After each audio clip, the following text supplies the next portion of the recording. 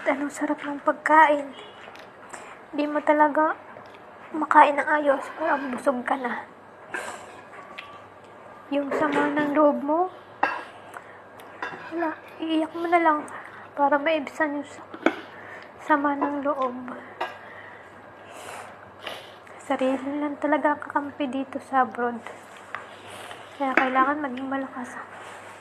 Physical, emotional, lahat-lahat kailangan matibay ka. Pag mahina ka, walang mangyayari. Kaya kailangan lagi kang malakas, matapang. Kailangan laging lumaban.